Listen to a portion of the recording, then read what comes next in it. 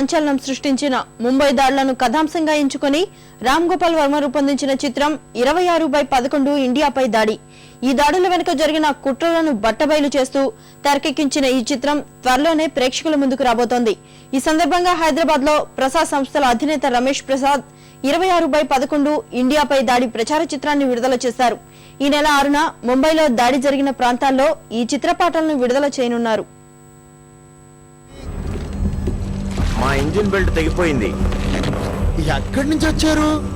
కరాచీ నుంచి.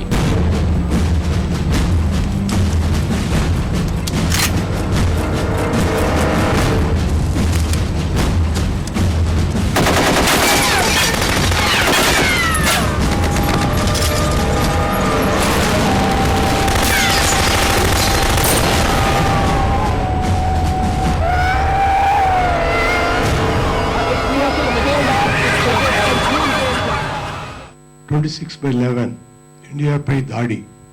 ఈ cinema trailer చూడటం జరిగింది.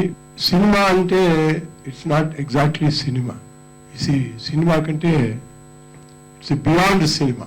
దీంట్లో కరెక్ట్గా అర్థం చేసుకుంటే ఎన్నో విషయాలు అర్థం తెలుసుకోవాల్సిన నెసెసిటీ ఉంది.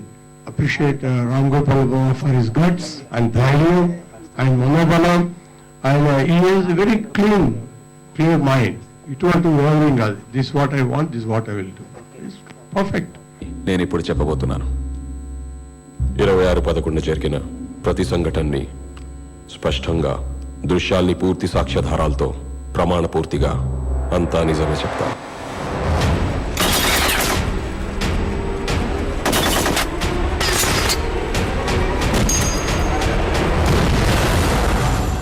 Fuck the prestige.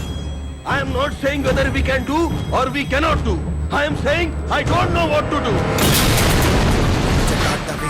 ज्वल प्रवाह पावित स्थले गलेवलम्यलम्बिताम्बुजङ्गतुङ्गमालिकां डमट्टमट्टमट्टमट्निनादवट्टमर्वयं चकार चण्ड ताण्डवर्तनोतु शिव शिवं ज्वल प्रवाह पावित स्थले गलेवलम्यलम्बिताम्बुजङ्गतुङ्गमालिकां डमट्टमट्टमट्टमट्निनादवट्टमर्वयं चकार चण्ड ताण्डवर्तनोतु शिव शिवं. ఒక స్ట్రాటజీ ప్రకారం ఇండియాపై దాడి జరిగింది. అది ఏం జరిగింది అనేది మనం కొంత టీవీలో చూసాం, కానీ దాన్ని ఎలా జరిగింది అనేది మనకి విశ్లేషణస్ ఏం తెలియవు. రాము గారు దాంట్లో కొంచెం రీసెర్చ్ చేసి దాన్ని అందరికీ చూపించాలనే ప్రయత్నం చేశారు. ఆ ప్రయత్నమే ఈ 26/11.